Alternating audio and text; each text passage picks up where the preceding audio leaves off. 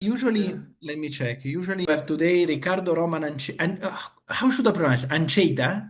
Exactly, Ancheyta. Ancheyta. Ricardo Roman Ancheyta from UNAM, from the Universidad Nacional Autónoma de México, and in particular from the Centro de Física Aplicada y Tecnología Avanzada, CFATA. He's an expert in quantum optics, can I say, more or less? Yes. Yes, yes, yes. And today's talk is gonna be about that, more or less. And the title is Heat Transport and Rectification via Statistical Asymmetries. So, Ricardo, I leave you the floor. I encourage everybody to interrupt with questions when necessary. And please, let's start.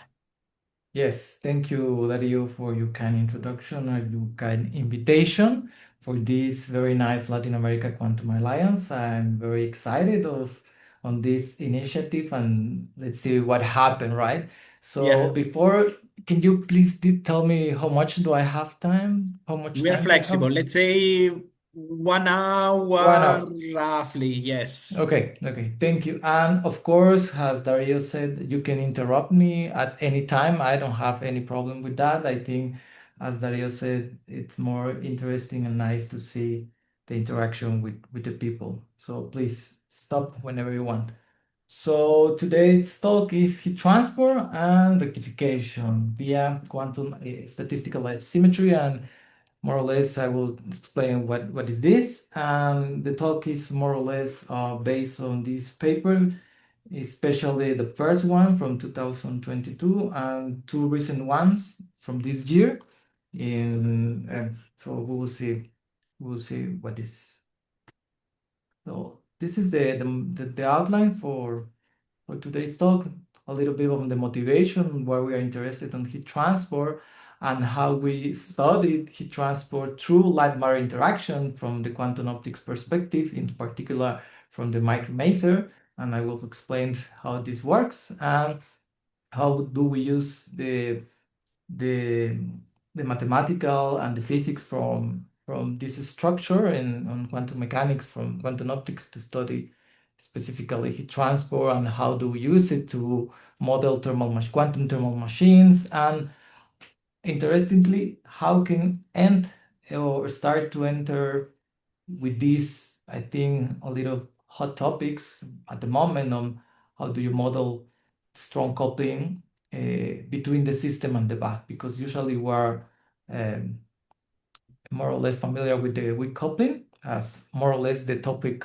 the talk will be on this with coupling, but at the end we will see how to model a little bit on the strong coupling, but between the system and the back. Okay, so this is and we will end with the summary. So this is the motivation, right? So we want to control how heat transport.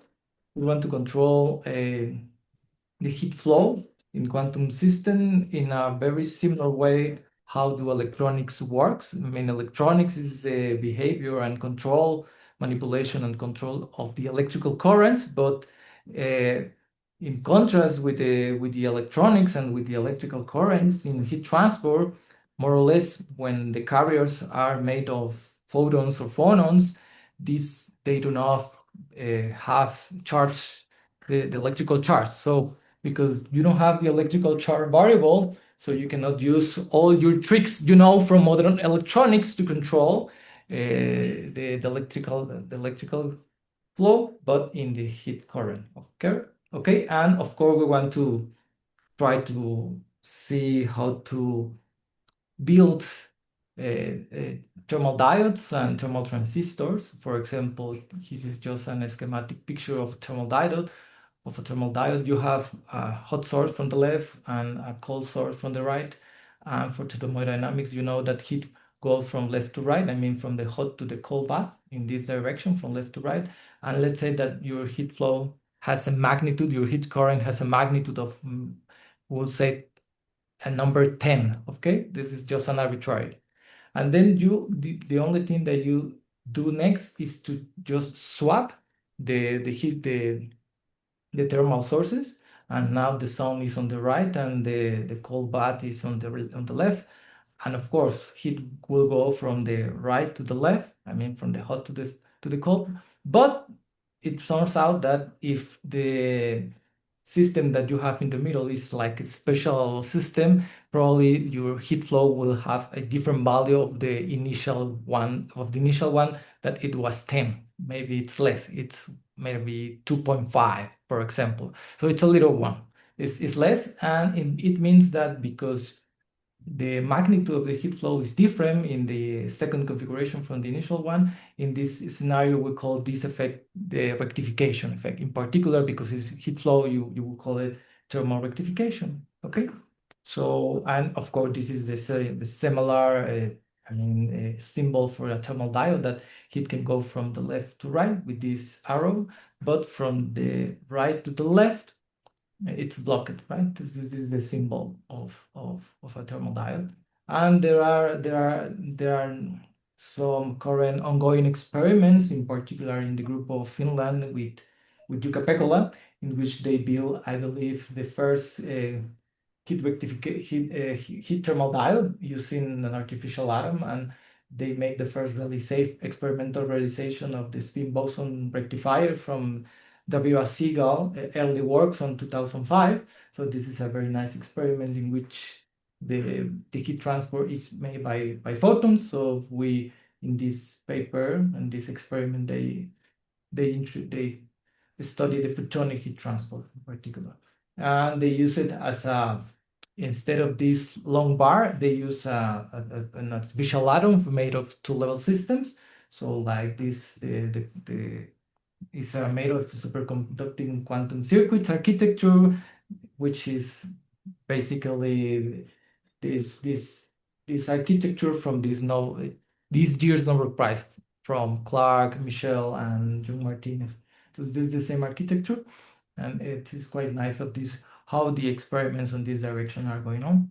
So or main motivation in this case is, we want to answer this question: what are the conditions or necessary conditions, necessary and sufficient conditions to obtain thermal rectification in open quantum system? Okay, so why in open quantum system? Because closed open quantum systems are difficult to find in nature, and formally they do not exist. That's why we want to study how they interact with the environment. So how can we answer this question from the perspective of course, quantum optics? Is so we need to study how I would say the, that yeah, tell even more me. than that, right?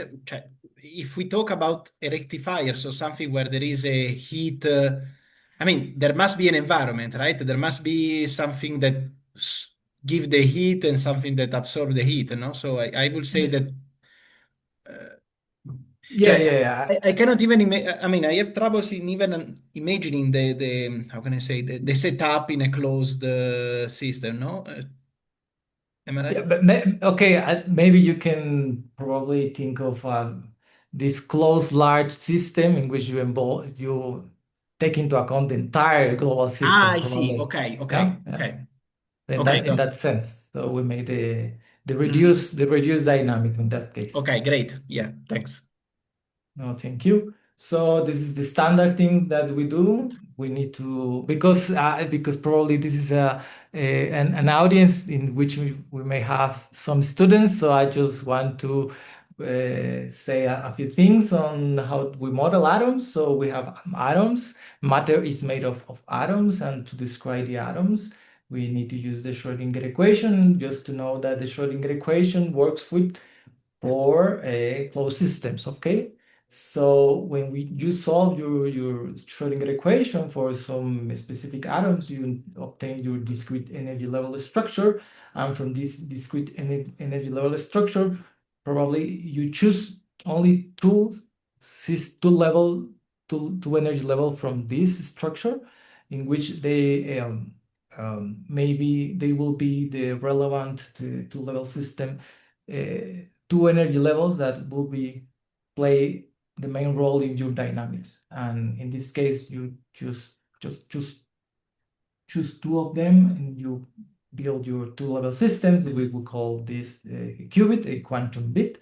And just to let you know that this two-level system, we have an excited state and a grounded state. It means just recall that the ground state doesn't mean that it is the ground state of your, for example, your atom. Okay, it can be two excited state, but one of them has more energy than the other one. And from this, you build your two-level system. Okay, that's why. And with your two-level system, we can study the basic process from light matter interaction. For example, we have the absorptions, in which you have the systems in the ground state, and it can absorb photons from the environment, and these atoms will get excited. It absorbs the photons and go up. Maybe you can have the spontaneous emission, in which you have initially your two-level system, your qubit in an excited state. Spontaneously, you will see that your atoms, even if you don't do anything to that atom which is in the excited state, it will decay to the ground state. And in the process, to conserve energy, you will see that the atom will emit a photon. Okay, and this is the reason, for example, why the spontaneous emission is a paradigmatic example in which you need to consider that your electromagnetic field is from a quantum nature, because if you don't consider the electromagnetic field from a quantum perspective, you cannot describe the spontaneous emission. The reason for the spontaneous emission is because your excited atom interact with the vacuum fluctuations from the electromagnetic field, I mean virtual photons, okay? So this is a very nice explanation. And the third process is the stimulated emission, in which you, again, you have your atom in your excited state, and probably there will be a photon running around, making some, it's close to your atom, and this photon will stimulate your atom to decay to its ground state, and in the process, the atom again will emit a photon, okay, to conserve the energy. But this process, it's an amplification process, because you before the atom get decay, you have a photon, and after the process, you have two photons, the photon, the previous one, and the photon that was emitted from the atom. So this is a process we call amplification. Okay, the stimulated emission gives you a process of amplification of light, and this A that you see this in this word is the A that appears in the acronym from the laser, okay, from the light amplification by the stimulated emission. So this is the the the meaning of the acronym on that. Theodore Maiman was the first to build an optical a laser. I mean, it was the first time the humanity saw a light that was different from thermal emission. Okay, but Theodore Maiman, uh, he he built his experiments and his theory based on, actually, from Charlestown, that it was 6 years before, in the experiment from Maiman, in which Charlestown won the Nobel Prize for amplified electromagnetic radiation, but in the microwave regime. So he invented, actually, instead of an L from the laser, it amplified the M, the letter M, I mean the microwave. So he invented the microwave amplification by stimulated emission, and that's, we call it the maser. Okay, so all of this is just to tell you that we will work with the maser, but in particular the microscopic version of the maser, which we call it a micromaser. Okay, so the micromaser is you can find in this is the experimental configuration, in which you have a maser cavity. I mean, this is an electromagnetic field inside a cavity in the microwave region, and you have an atomic beam which, through a velocity selector, you can engineer to pass one atom at a time through the maser cavity, which has a hole. Okay, so in this, you can build the collision model of repeater interaction, how to model this maser or this micromaser. So this is the physics. So you have a stream of atoms that cross the cavity, and, for example, you engineer that before the atoms enter the cavity, you engineer that the atom that comes from the atomic oven they are all, for example, in its excited state. So once they enter in the cavity, which we model as a harmonic oscillator, because the cavity, the electromagnetic cavity, electromagnetic field inside electromagnetic cavities, you can model it as a harmonic oscillator, as a quantum harmonic oscillator. That's why I put it in this form. And or two-level system, or atoms are two-level system, okay, as we just described. And so the atom is first in its excited state, and once we enter in the cavity, the atoms can emit a photon. So the atom goes to its ground state, and in the meantime, it emits photons, which you store in the cavity. Okay, so and the atom just go out from the cavity in its ground state, and the cavity gains one photon.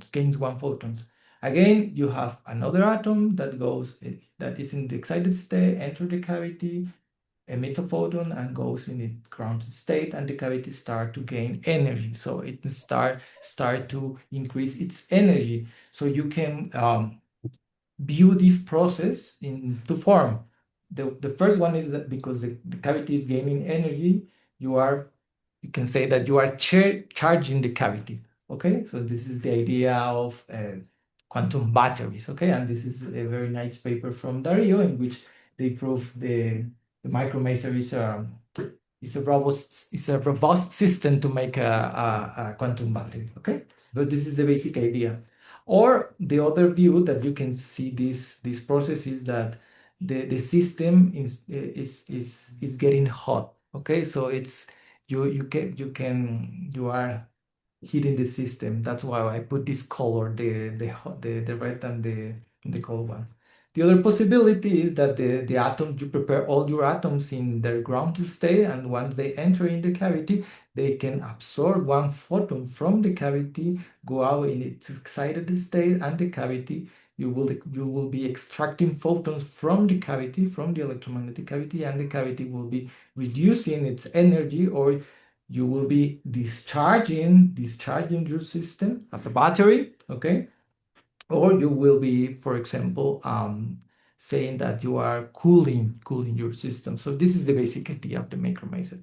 And when you do the map, when you do the stroboscopic map, you can find, okay, I'm sorry, but instead of, for example, what is the advantage of this kind of system is that instead of just sending atoms in the ground or in the excited state, you can send atom, for example, in a superposition state, okay, that the atom is in the ground and in the excited state, and again see what happened. Okay, in general, when you do the math to model this system with a very simple interaction between the system, which is your cavity, and the BAT operator that they come from the BAT, the two-level system, you can easily find with just a very few lines that the the equation that describes the dynamics of the maser cavity of the the electromagnetic field, which is inside the system, it has this form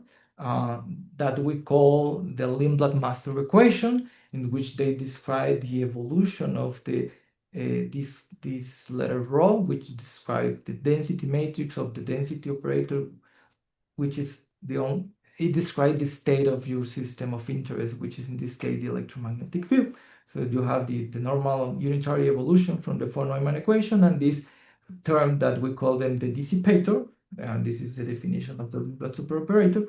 And they when you derive this master equation, you assume that the interaction between the atoms and the cavity times the time it spent inside the cavity is much less than 1. So this is the weak coupling that we call it in quantum optics, the weak coupling regime, and you derive this master equation. And for those of you who have never seen this master equation and what does it mean, you can go to any open quantum system book, and you will see that the master equation, this that we derive in our stroboscopic map, in those books, it means that they describe basically a system of interest which interacts actually with a thermal bath at some temperature. And this reservoir of this thermal bath it's really an environment made of, it's a system of a lot of degrees of freedom, many degrees of freedom, okay? So this master equation describes also this kind of a situation of a system of interest, which was our cavity, okay? With In this notation, the B's are the creation annihilation for the atom, and the S as dagger are for the field, right? Exactly. The S operator are for your system of interest, and Okay, the V are for the bath, which in this case are the two-level system. So what perfect. we are saying is that the two-level system that we see here plays exactly the same role of a true thermal bath. But they Sure. are not a true thermal bath. They act effectively as a thermal bath for or two-level or cavity. Okay, that's Perfect. what we are saying. Okay. So these two situations are equivalent, okay? But this configuration of these experiments, it looks more or less complicated, so we can simplify it even further. So for example, I would say that all these we can replace conceptually for only two systems that can be very individual system. I mean, you have some system S, that is your cavity, and so some system B, which are a two-level system.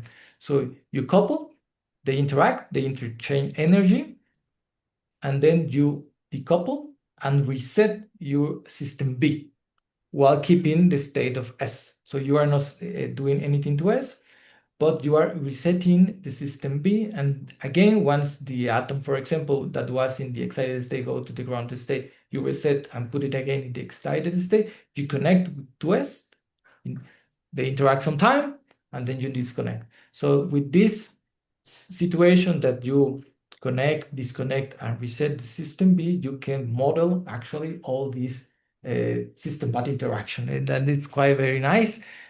Of course, the conceptually is quite simple, but in the experiment, you need to deal with the time of resetting and connecting, okay? But conceptually, I would say that having only just two individual systems, SMB, you can model entirely and a system body interaction from open quantum system, okay? And once you can model this, for example, system body interaction, I mean, an interaction of a system with a thermal bath, what's the first thing that you can do to study? For example, you can study how the system thermalizes, okay? Because the system is interacting with this the reservoir with some temperature, and you are interested in how their system thermalizes. And that's one of the first things that we did a few years ago with some friends in Turkey from the group of Ozgur Mustafoglu in Koç University in Istanbul. And we study, for example, how the collective interaction can enhance the thermalization of your central system of interest, and you can increase the thermalization time or decrease depending on how many qubits interact at the same time. Again, you can do the same, but for modifying how a cavity thermalized, okay, with your two-level system. Or in this paper, we study how this speed, okay, of thermalization has some spectral signature in the spectral response of your system of interest, okay. And once we kind this, where can we use this kind of, for example, the thermalization? When you do faster thermalization, you can use it, for example, in thermodynamic cycles. For example, when you have this is an experiment made of a single ion calcium from almost 10 years ago with a group of Ferdinand Schmidt-Kahler, and when they did through a single atom heat engine. So this is a heat engine, experimental heat engine made with a your working fluid made of a single atom. This is quite impressive, I would say. So for example, in your thermodynamic cycle, you can use it, for example, in your thermalization strokes to increase the thermalization strokes and for example, increase your power. because, as you know from your thermodynamics courses, the Carnot cycle, the Carnot machine, the Carnot engine is the most efficient one, but this is quite useless theoretically, because the power is zero, because the time of your cycle, of your Carnot cycle, is infinite, right? Because you need to be in a quasi-static in the quasi-static regime to maintain your equilibrium state. So this is quite nice. So you can use it for that, for example, okay? But even though that you can increase your thermalization time and increase your power, the adiabatic stroke, which is the from A to B and from C to D, the adiabatic stroke are still too slow, okay? And one way to increase this kind of adiabatic stroke is with a trick that people in the community of thermodynamics, quantum thermodynamics, invented. I'm sorry, this is the shortcuts to adiabaticity, and this is in Spanish. But this is a method in which you can mimic the adiabatic dynamics by many ways. But for example, the popular one is to engineer some contra-adiabatic Hamiltonian that drives the system with the adiabatic path, but in a finite time. So the shortcuts to adiabaticity, I will say that they are shortcuts to the infinite. Okay, because in principle the adiabatic approximation takes a lot of time. So we use this trick, we use these shortcuts to adiabaticity to study a very particular thermodynamic cycle with a very particular working substance, which is actually the vacuum. In this paper from 2 years ago, in which we study and we did our working substance, instead of being a single atom, it was the radiation that comes from the vacuum when you make this kind of dynamical Casimir effect, in which you have very non-adiabatic boundary conditions in the electromagnetic field. In that situation, you can create real photons from the vacuum. Okay, this is a very nice effect that Victor and Alexander are quite experts. They are from Brazil. I think they are from the University of Brasilia. And we do this for a thermodynamic cycle using the radiation from the vacuum. Okay, and these are for just thermalization strokes. Okay, and just to recall that this is the way in which we model again the thermalization, the system bath interaction with the thermal bath. But the title of the talk, it was thermal transport. So we need a second thermal bath. And to do that, it's just to, instead of just interacting your system of interest with the system, one type of two-level system, one type of atom, you interact your system with the system A, which probably can be a hot two-level system, and then with a two-level system in the lower state, in the ground state, and so on. In that way, you model, for example, the interaction of your system of interest with two thermal baths. Okay, that's the idea, and that's what we did or in the work of Karen Estefania, which is a PhD student of our group, in which she studied the thermal transport between this through a single quantum system. And this is the idea. So our thermal baths are modeled with this collision or repeated interaction scheme. Okay, so we have our hot thermal bath to the left and our cold thermal bath to the right, and they are coupled with some coupling GL and coupling GR. But the nice thing of the collision model is that you can engineer all your system parameters in general. For example, what I mean is that, for example, your central system of interest has some creation and annihilation operator, that they are S and S dagger. Okay, and what is the commutation relation of S and S dagger? It depends. For example, if you have our original cavity, which was an harmonic oscillator here, so this parameter epsilon A should be +1. Okay, in that case you have the bosonic commutation relation operations. Okay, but if your central system of interest is a two-level system, for example, the S and S dagger will be the sigma minus and sigma plus operator from the Pauli matrices. And you have here the anti-commutator, which is sigma minus, sigma plus, plus sigma minus, sigma plus, sigma minus equal to 1. Okay, and this is to describe the central system of your interest.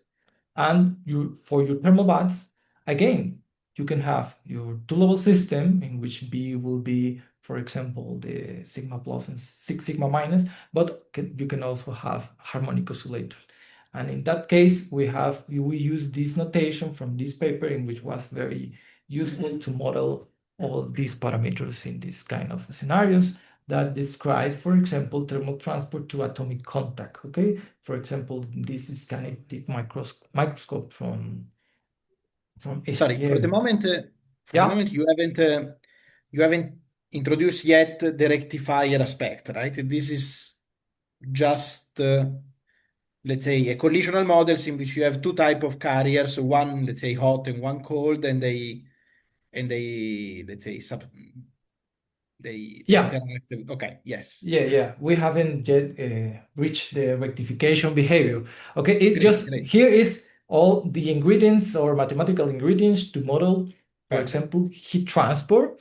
through, for example, a single system that can model, for example, the transport through atomic contact, in which the flow goes exactly only through a single atom. Okay, so this is our motivation, and that's how we model with the collisional model, of course. Okay. Uh, okay, we need to Yeah. study if this system rectifies or not. So we will see in a moment. So Um, again, sorry, just to be, cioè, rectifier yeah, will mean that, cioè, let's say the transport is between the two reservoirs in this case. Let's say the system is just playing the role of an intermediate that somehow take the heat, maintain for a moment, and then give to the other carrier, right? More or less. yes, Okay, great, yes, great. yes. Okay, Transport is from, yes, exactly. Yes, definitely. You are right, okay. Dario. So just to see just paradigmatic examples. For example, for so all or the parameters, the important parameter are this epsilon a, which can be plus or minus 1 for the system, or epsilon lambda, which lambda means from the left reservoir or from the right reservoir. So we will have epsilon left, epsilon L, and epsilon R. Okay. So this is our notation. So we have 1, -1, and +1. So what does it mean? This notation means that our left reservoir is made of only purely harmonic oscillator. Our central system is made of, for example, a single two-level system, which is -1. And your right reservoir is made of, again, for only a harmonic oscillator. And this is called the spin boson model. Okay? And the the distribution for the thermal bands in this configuration, because they are a harmonic oscillator, are the Bose-Einstein distribution, which has this form. And I'm sorry. And in this situation, we have that the left reservoir, the left hot reservoir, it's made of only two-level system. Your central system is made of only one single harmonic oscillator, and your right thermal bands, which is the cold band, is made again of only two-level system, and we call it this the boson spin model in this situation, like analogy. And in these two paradigmatic examples, I mean, the epsilon left and the epsilon right are equal. Okay, and this is an example. Okay, how we will use our notation of in this part, for example. Okay, that's it. So Okay. we calculate. I'm sorry, but this is okay. It Sorry, was setting and up in your of setup, Zoom. sorry, in your setup, you always consider the case in which you have always like one cold, one hot, one cold, one hot. You never have like two, let's say two colds and then two hots or something like that. You always have one and one, right? in this. I'm sorry, I don't understand. One-on-one, which in the central system or in the bath? No, in the buff, because the buff, is, am I right? They in the collisional setup. So they arrive, Mhm, interact, mhm. and then they leave. And so you always adopt a setup in which one left, then one right, then one left, then one right. You never play with the distribution of how many left, how many right, right? How many? No, they are in principle infinite. You have infinite No, sorry. copies. Yeah, I mean, in a single cycle, there is always, let's say, a cycle is made by one left and one right. You never have like, Yes. okay, great. You Yeah, never yeah, yeah. play with the distribution in a single cycle, so to say. No, no, I don't think Oh, so. No, I don't okay, think so. great. But let me move and let's see what happened. Okay. Yeah. So once we have all these ingredients, you need to calculate what is the heat current, and it's just the trace of your system Hamiltonian with times the dissipator of your Limblad master equation, and you have the current from the left plus the current to the right, and we solve it in the steady state, and we have this expression, which is quite general in the sense that this distribution from the left bat and from the right bat, they are in this expression, which depend on this epsilon lambda, which can be +1 or -1. So if you have for example, the -1 distribution, this will be the Fermi-Dirac distribution with a chemical potential equal to zero. So, but this is in general a very nice expression, I would say, because it depends on the couplings parameter to the left and the right bat, okay, up to second order, because any master equation is a perturbative solution of your density matrix, okay, and this difference in the distribution, okay, and the nice thing is that this expression you can recast in a Landauer-Büttiker formula, which is the standard one. This is the first term, which is only a difference in the distribution from the left and from the right, plus I would say an extra term that originates actually from having the possibility of, for example, having a, a I right and left reservoirs uh, built from a different nature. I mean, if your system left and right, if your reservoir are from the same nature, I mean, if they are only harmonic oscillator or they are only two-level system, this term is zero. You will not see it. But if they are built from different nature, for example, what the left, the hot bath is, for example, made of two-level systems, and the cold bath is made of harmonic oscillator.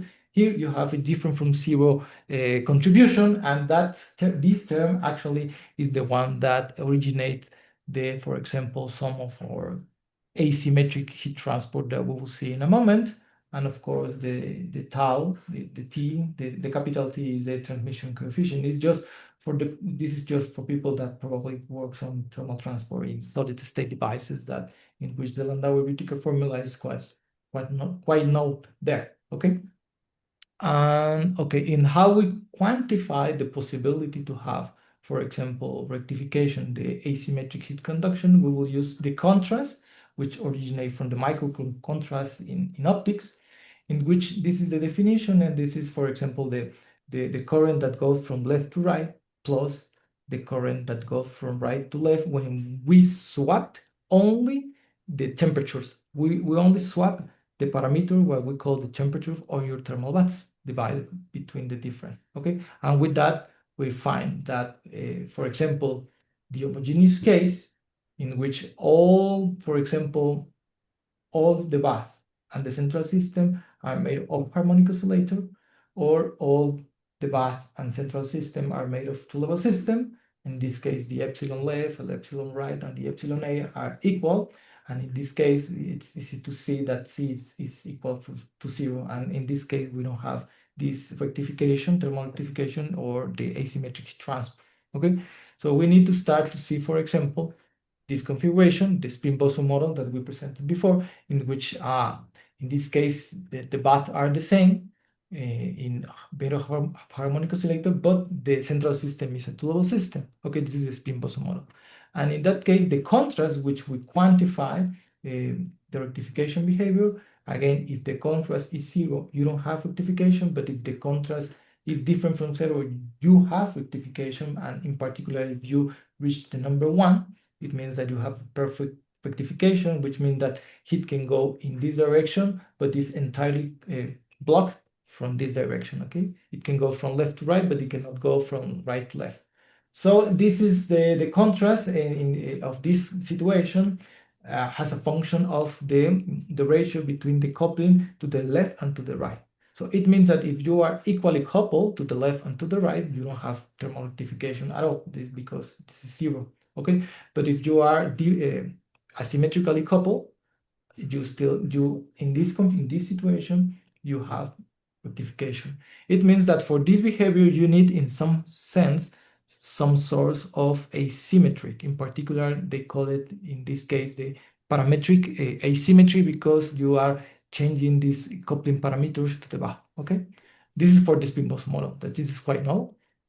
And if we, with the collisional models, this is the standard one, this is, for example, the Vera-Segal initial model, you can, for example, think on the mirror model, which is the boson spin model. You have a bath made of two-level system.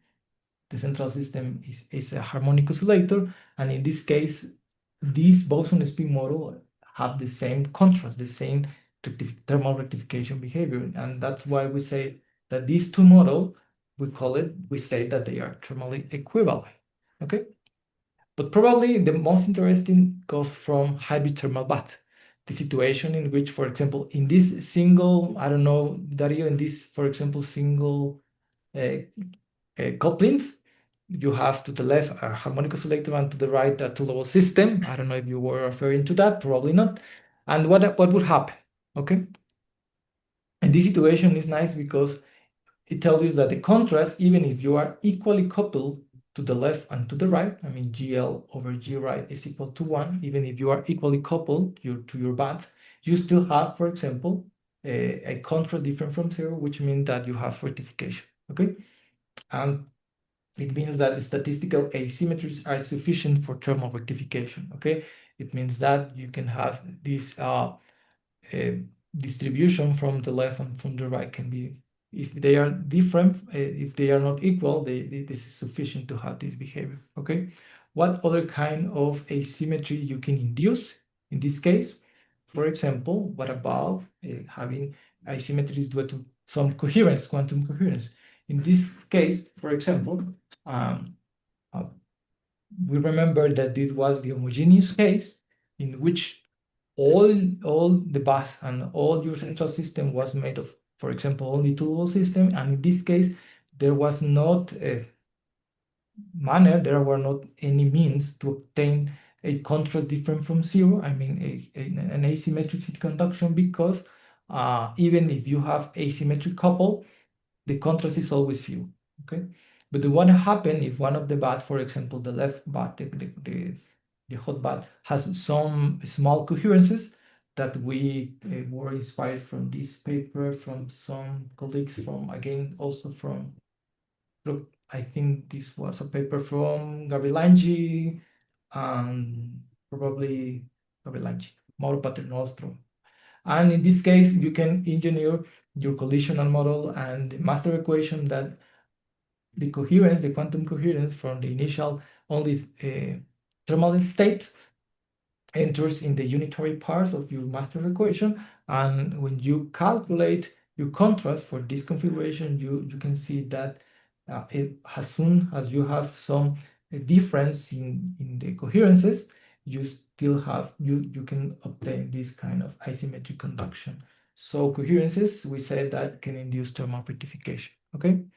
And this is just to quantify how, if you And have, coherence is yeah, somehow, let's say, so for example, if you have coherence in the left, that means that you don't go from right to left. I'm wondering which direction, because am I right? The contrast, the contrast just measure if there is rectification, but doesn't tell anything about the direction of the rectification, right? no, you put the direction. What is your initial one? I mean, this is for probably Okay, I don't remember right now. For probably Okay, we know, but I don't remember. Yeah, okay, okay, you great. you are totally right, but it means that you have it is not equal in that case. Yeah, no, I was wondering if, let's say, coherence act as something that make passing or make like blocking.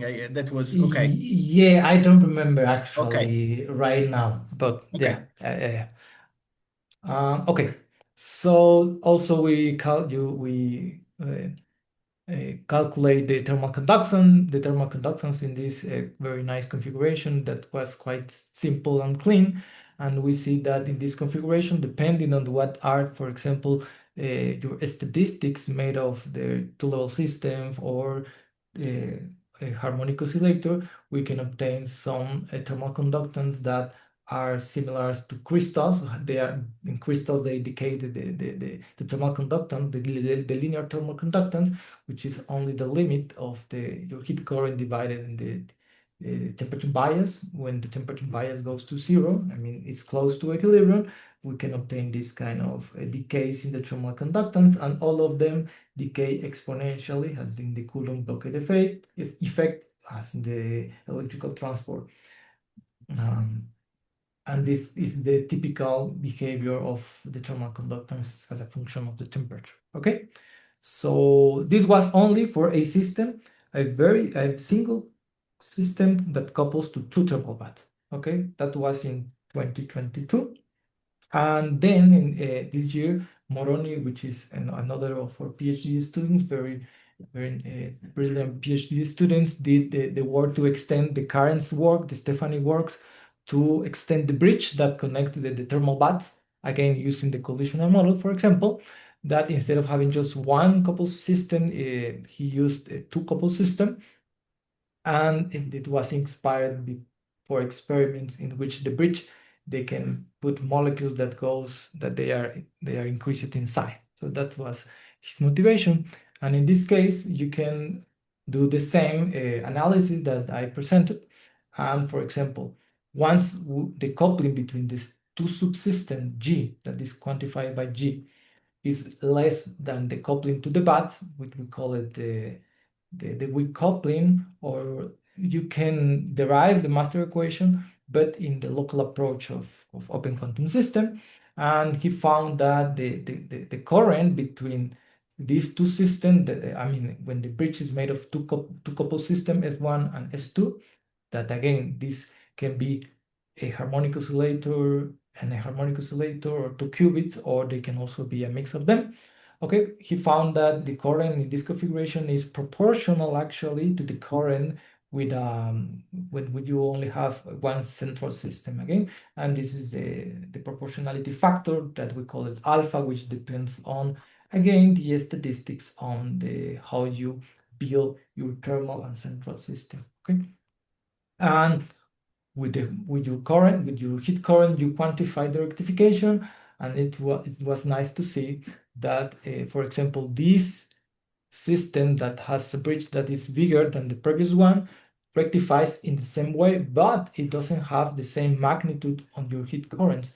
So, for example, that it means that you have the versatility to say, okay, I want to have some rectification behavior, some asymmetric behavior, but I want to use more or less heat current through the system. It depends on your needs, but both of them will behave in the same manner if the rectification behavior is required. Okay.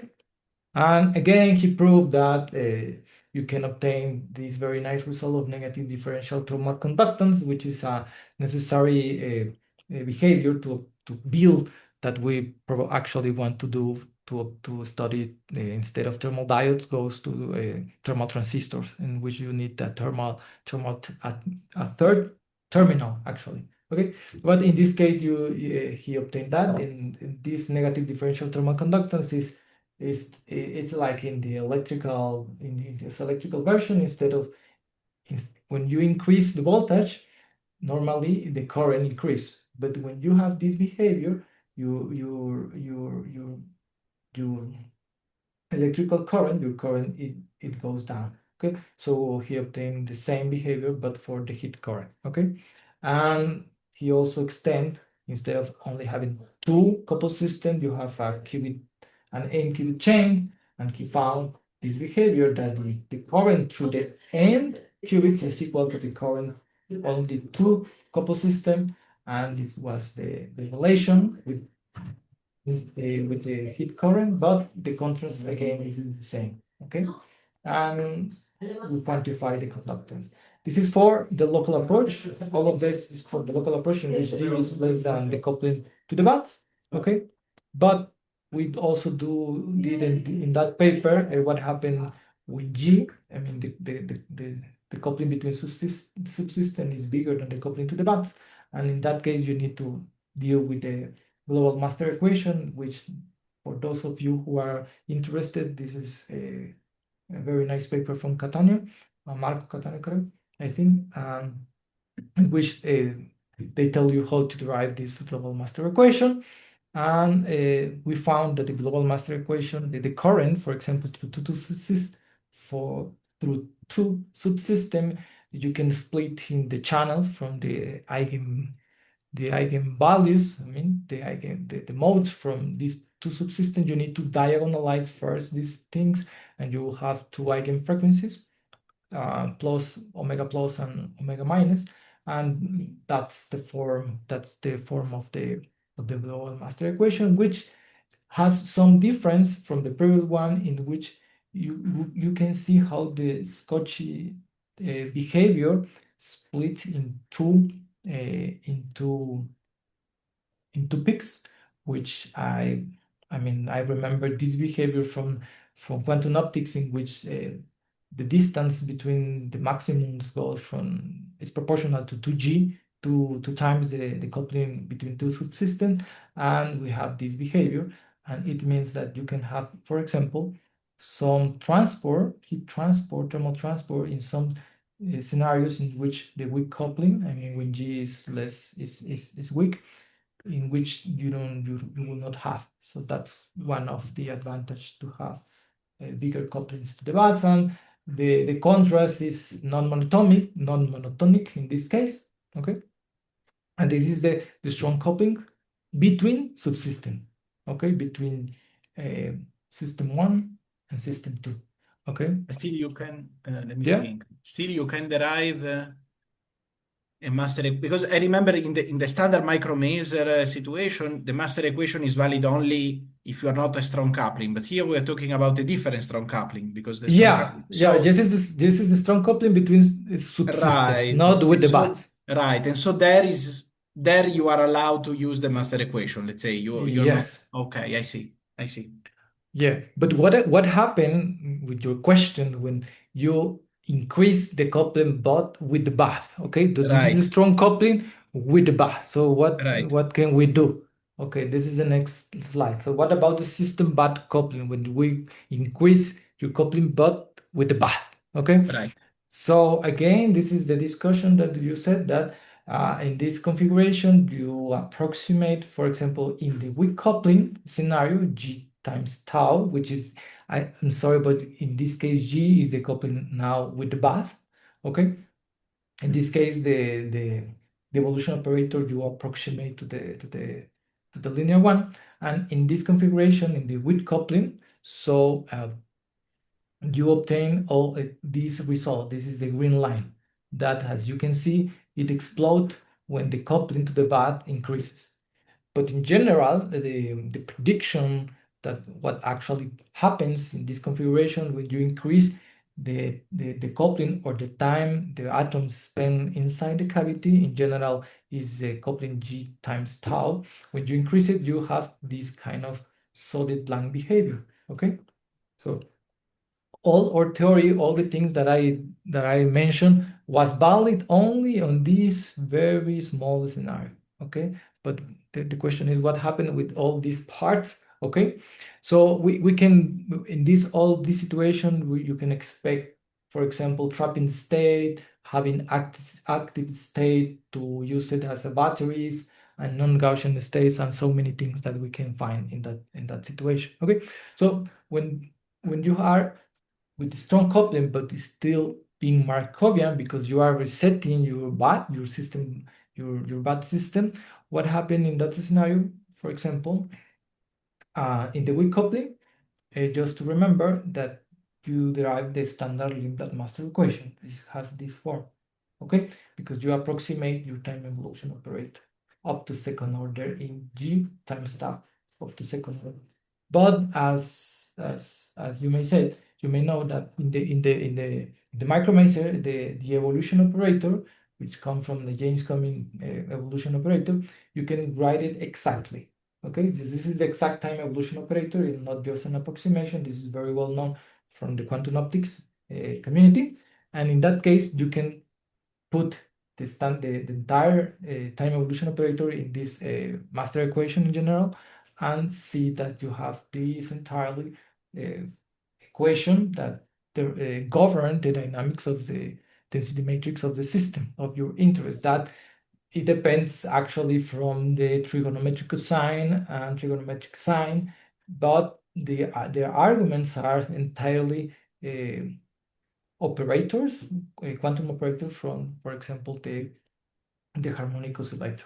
So in that Right, but case, here you are still working with the James-Cumming model. In principle, yeah, when you go outside the weak coupling regime, you should have also the counter-rotating terms, right? So you should have also the terms with like A dagger sigma plus and so on. Instead, here you are still working in the James-Cumming regime, right? Because otherwise, I think you cannot even write a master yes, equation. yes. For this is Okay. just an example of how, for example, in a Markovian regime, but with a strong coupling with the bath, you can write an exact. Okay. This Okay. is Okay. one well known from this, for example, Yeah. this article. So using again some type of interaction from the micromaser because it's the physical system in which we have some results in some experiments and the trapping Mhm. states and all this stuff. And this is just to illustrate that you can write it actually at this kind of master equation. Okay, this kind Mhm. of we'll maybe not say right now this is a master equation, but an equation that governs the dynamics of your system, the system state. Okay, but of course, if you have another type of interaction that probably can have some counter-rotating terms, it depends. It is up to you how to write your exactly time Okay. evolution operator. Maybe there are some configuration, some system in which you can write it, and it can happen actually.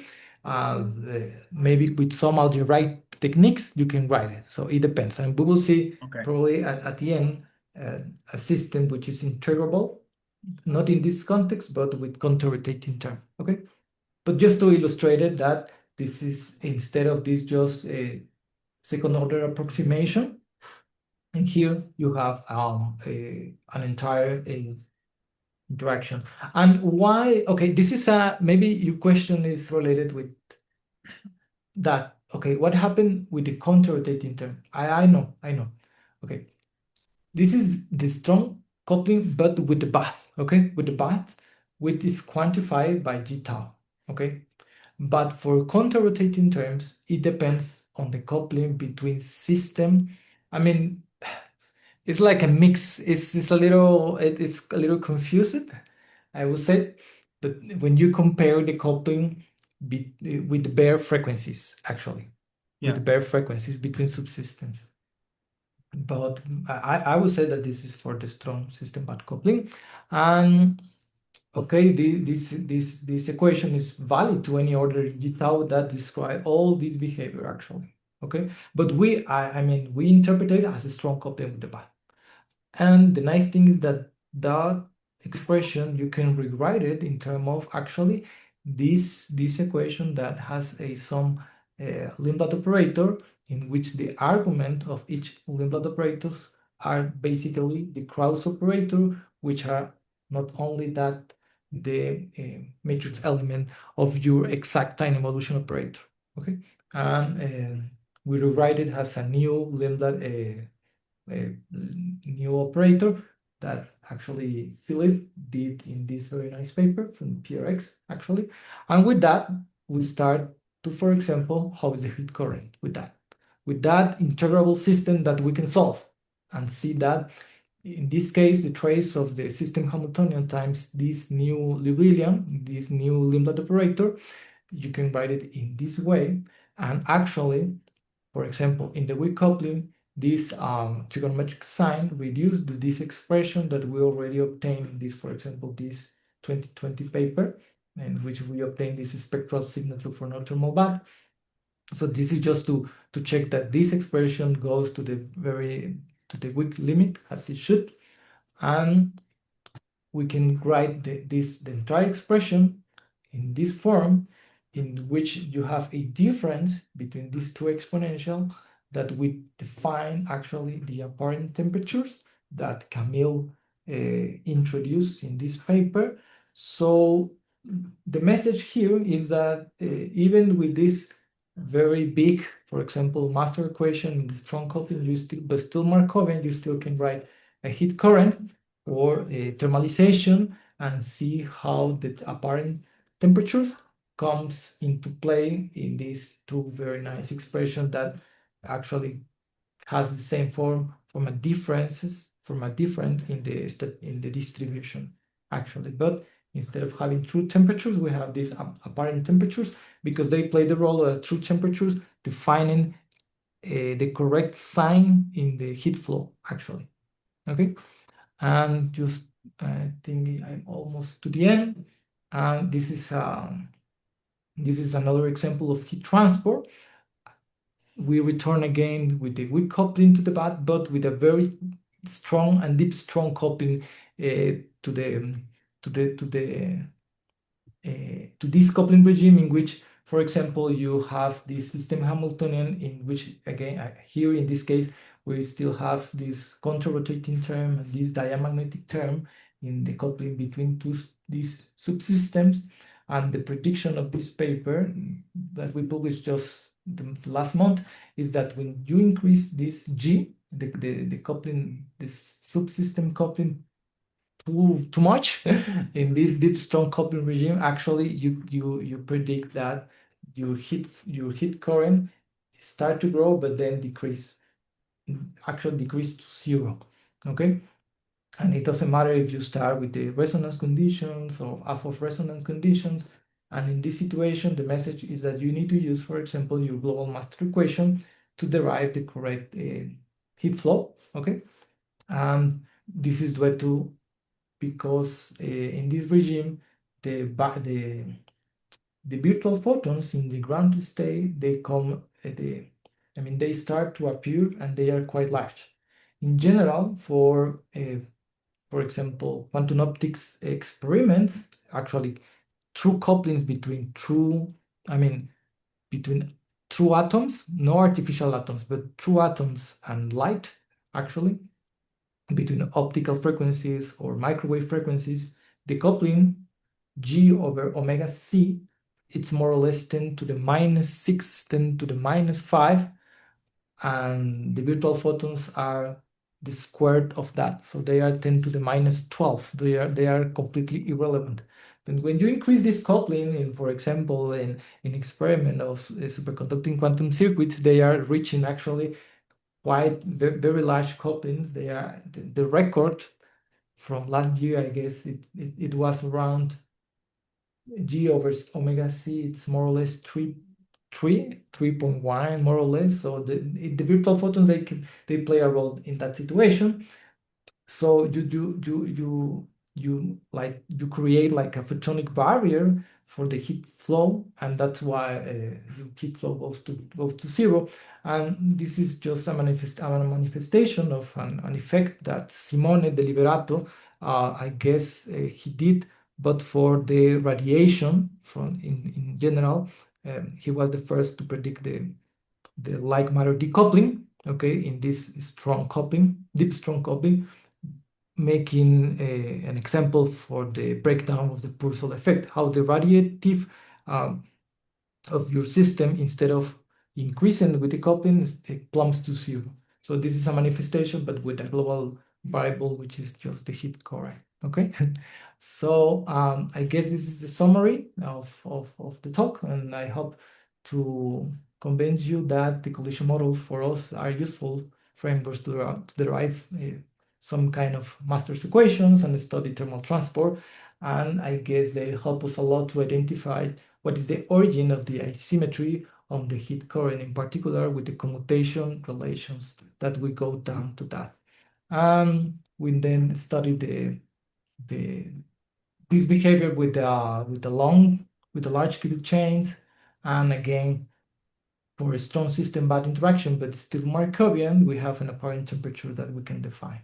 So these are a couple of questions that we have in mind, that if it's possible to have time-dependent thermal rectification, and if this is related with the popular Membab effect. And again, as I mentioned, we want to extend it to a third terminal and study the minimal, what is the minimal, for example, thermal transistor that we can have. With that, thank you. Thank you, all of you guys. Thank you very much. Thank you very much for the talk. Questions? Okay, perhaps I can go with one. I mean, one of the features that make the micromaser appealing, at least to me, is that you can engineer special states like trapping states, this like I mean, you can reach steady states that are highly peculiar, like you can create states that are highly non-classical, which are sub-Poissonian statistics, but they are pure and so on. Yeah. Here you didn't explore any use of these states, right? You didn't, because you No. study properties in the steady state, so you never try to see if the steady state that you reach has some purity or something like that. You don't know, or you didn't check, or Yeah. I mean, we studied the how the trapping state. I mean, this because they are very well known in the micromaser as many yeah, decades ago. So these valleys actually they are you can interpret it as almost or quite purely trapping state. Actually, these valleys in yeah. this. Okay. So we yes, we check this how these are the active state, how they are non-Gaussian, and this is just an example. But we change, for example, instead of only having the Jens Cummins interaction, we have a general B dagger VS interaction, in which what happens if you have not a harmonic oscillator and a two-level system, but what about two harmonic oscillators? What about if you have two coupled qubits? And what about you have nonlinear interaction? Instead of a G, Mm. you have an intensity-dependent interaction. So in those scenarios, Andres actually obtained four a time evolution operator exactly. And what are the Mm. difference on those trapping and non-Gaussian state that you can use for example, I don't know, maybe some quantum information tasks that we still don't know. Yeah. We still see whether the non-Gaussianity of those states. And these are all these results on the states that we analyze are are in the steady state. But in this case, for example, when we study the transport, actually is a time-dependent transport. This is not in the steady state Oh, because okay. you can see here that the average the expectation values depend on time. Actually, Okay. when you reach the steady state, the cavity thermalized to the to the All right. environment and the current is zero. But the nice thing Correct. is that you can, for example, study in the thermalization because Mm. and you can this is a nice thing you can I mean, recast all your equations to in a way in which you can see how the heat transport goes from this system to the bath in the strong coupling as a function of time. This is the first Okay. step, and then what happened if you introduce the second bath? Okay, in that case, probably you can study the heat flow, but in the steady state. But this is Right. the first steps actually. Okay. I see. I see. Yes. Mm. Okay. Yeah. Got it. Got it. Okay. Okay, any more questions or comments? If there are more questions that probably they want to write me or check, you can Yeah, also send an email absolutely. in any Absolutely. Yeah. time. Okay, so thank you very much for the talk. Was enjoyable. I mean, especially, I mean, for me, especially conditional models are interesting. So definitely, Yeah. I had good moment in calling you. Thank you very much for the participation. I reinforce that there will. I mean, first of all, we will have in January the next webinar will be on experiments. Will be by Stephen Warburn. He will talk about the recent startup in quantum computing in Chile that is working. So we will have a talk with a slightly different, let's say, still in the side, quantum science and technology, of course, but with a quite different focus. So I encourage everybody to participate. Um, I I I repeat, we will have this quantum technology event this Friday here in Sao Paulo, and the event will be entirely broadcasted and entirely transmitted on Zoom. So I encourage everybody to join. And yeah, thank you very much, everybody, and see you next time. Okay? See you. Thank you, Yeah. Dario. Thank you, Thanks. Olof. Bye bye. Bye. Take Bye care. bye. Bye.